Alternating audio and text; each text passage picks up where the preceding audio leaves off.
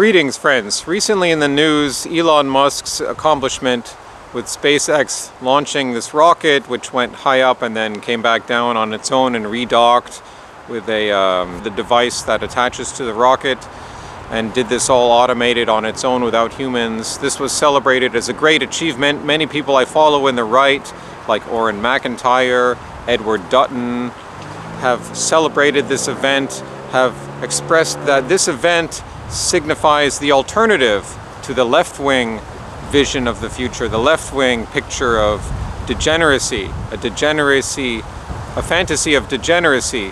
And on the other hand, Elon Musk's attempt to explore space represents the masculine, virile power of Western man, the desire to go into the unknown, to increase power, to expand civilization, to have self-confidence, to go and build and develop technology and what might be called techno-futurism, a technological, optimistic view of the future and of the potential for mankind.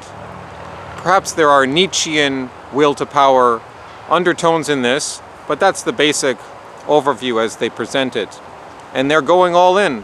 From what it seems, Orrin McIntyre is backing this, saying, yes, this is the vision we need to go with. Edward Dutton on his X profile is posting the picture of the left-wing degeneracy, like a cartoon in that familiar left-wing contemporary style that's been around for 20 years, where the human figures are very colorful silhouettes and without much personal characteristics, and you see a street scene with all kinds of what they would call gender fluidity and all kinds of unseemly human relations going on. That's their vision of the future, which of course we all reject that.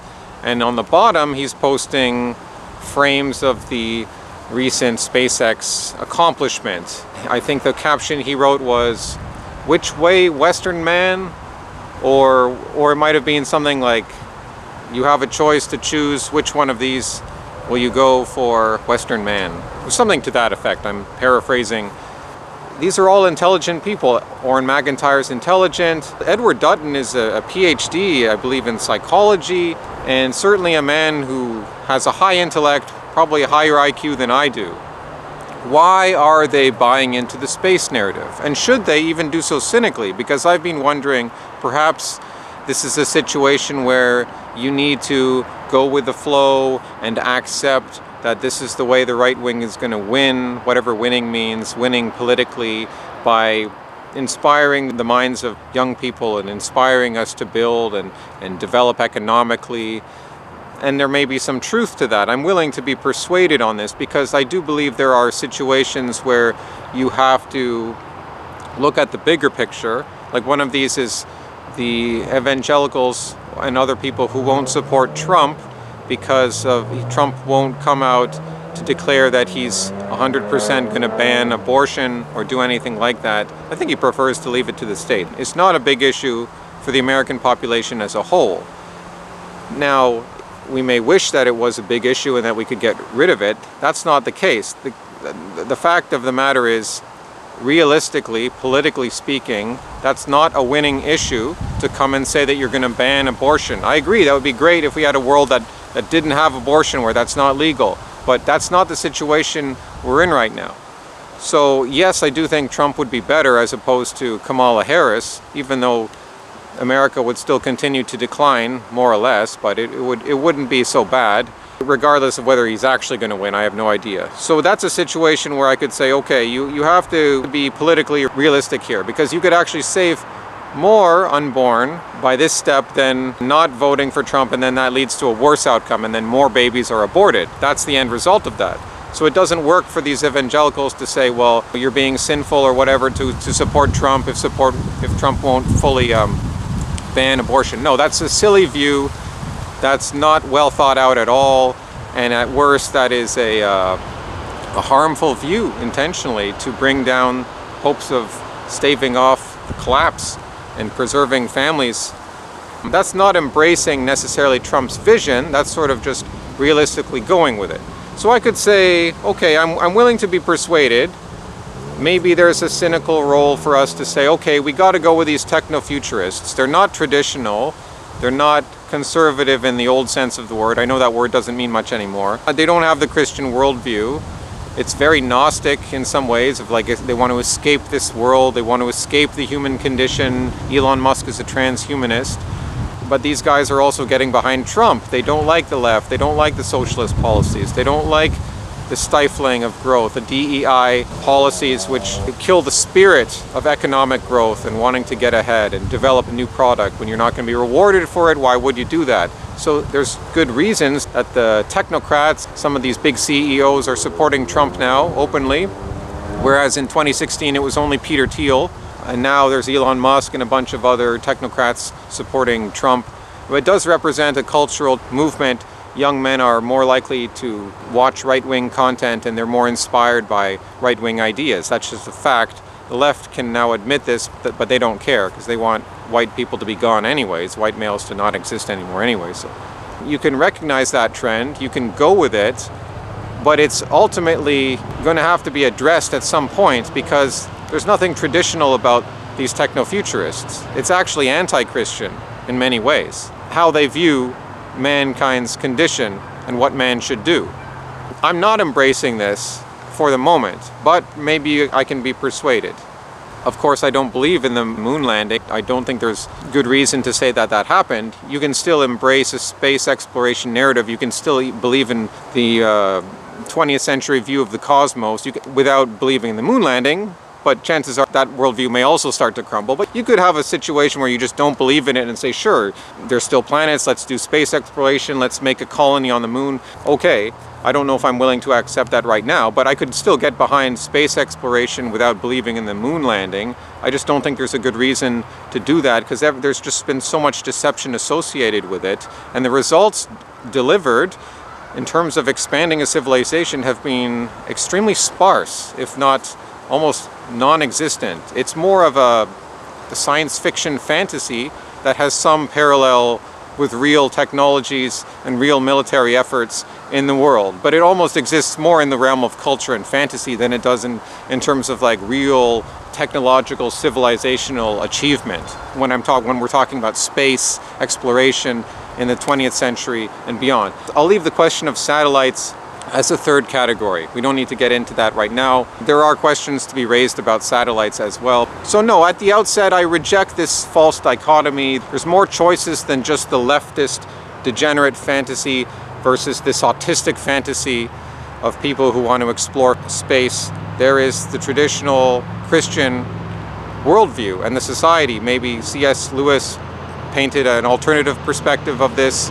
He also got into space fiction or science fiction as it came to be called in his career. He tackled the question of space in a non-materialist way. He saw the heavens actually not empty but filled with life and beings.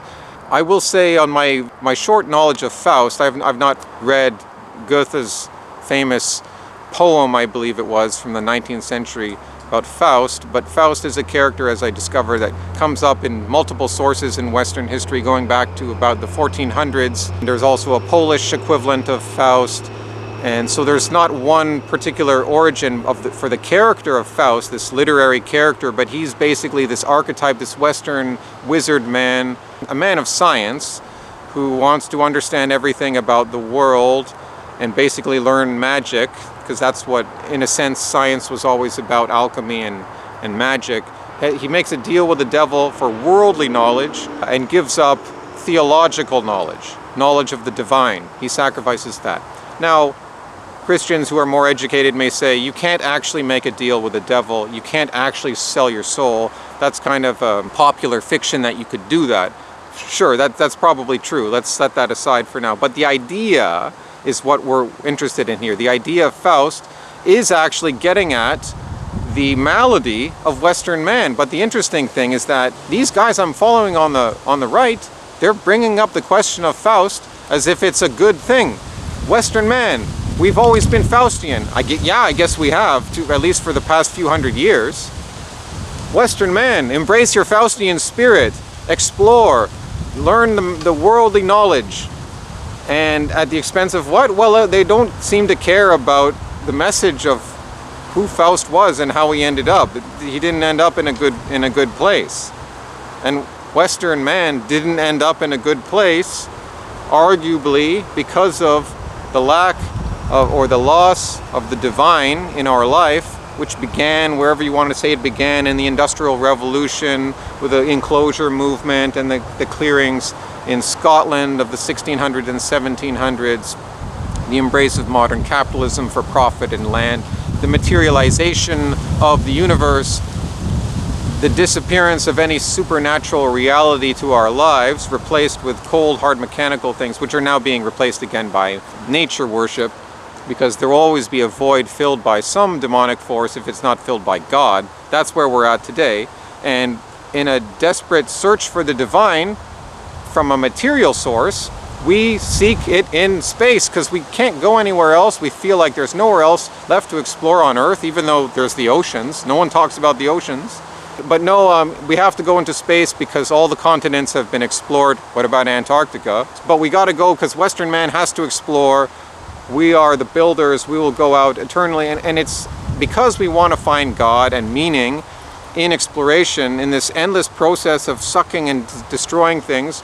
This is why it will fail. This is why it is folly. And the folly to think that Faust is a good archetype. Like, he's certainly a message and he's certainly part of Western man, but this is not a good thing. This is something to be overcome. Faust fell into the demonic. Space exploration is not going to deliver what you want. It's not going to give meaning. It's not going to work. It's not even going to work. It is impossible, I believe, to explore space. I don't believe in the moon landings. I don't believe anyone has gone to Mars. I don't think Elon Musk is ever sending anyone to Mars. And I think he knows this. I think he knows this. But people celebrate Elon Musk and think that he must be the alternative. We have to get behind him for the right wing to win politically. And again, there may be some half-truth to that. This is a man who has helped us in notable ways, especially with acquiring X, or what he renamed Twitter X. I don't see how many other ways he's helped the right wing politically, but I have to give him his due for allowing us some more freer discussion for right-wing ideas on X. I don't believe in free speech as an absolute concept, of course, but he did free up right-wing discourse, and that helped us undoubtedly. But what has Elon Musk really accomplished? He's known for Tesla and electric cars, which relied on government support for many, many years. Maybe it still does. Most people are not going to own an electric car, but it is a niche that will always be there. But electric cars are not going to become ubiquitous. They never will, because they can't replace the internal combustion engine. So he didn't do anything revolutionary there. SpaceX has not delivered anything material. They still haven't sent anyone to Mars. Why wouldn't they go back to the moon? That would be the logical place to go. But Elon Musk's not really going to talk about that, because we just got to get to Mars, which is whatever, like 10-fold times farther than the moon. Why wouldn't you make a docking base on the moon and then use that to travel to Mars or other planets? There wouldn't be such a heavy atmosphere to get through, if all they say is true about our solar system. Why wouldn't you just do that?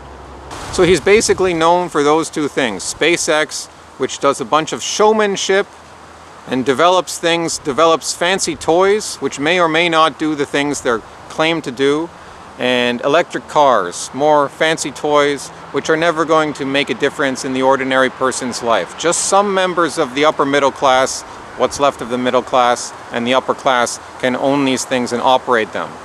He hasn't made any difference in anyone else's life. He's boosted crypto markets with his tweets. He will make market demand go up or down based on things he says. So he's very much involved in manipulating human emotions, feeding us these dreams. Not that there's anything wrong with cryptocurrency, that's fine. But I'm just asking, what has he actually accomplished? Has he done anything like Bill Gates? Bill Gates produced Microsoft. Now maybe Bill Gates is a bad guy. He's probably evil and got behind a lot of bad things in the world. But we can say that he actually affected the ordinary person's life, at least the middle class. We all had Windows in the 90s, those of us who are old enough, and there still is Windows today. So that made a difference in the ordinary person's life. Elon Musk hasn't done anything like that. It's just a bunch of empty promises and fantasies, basically. As Jim Bob put it recently, the guy who designed the plastic bag for the grocery store, which have now been largely phased out, that bag represents more of an accomplishment and an impact for Western civilization and the world than anything Elon Musk has ever accomplished. Hasta luego, amigos!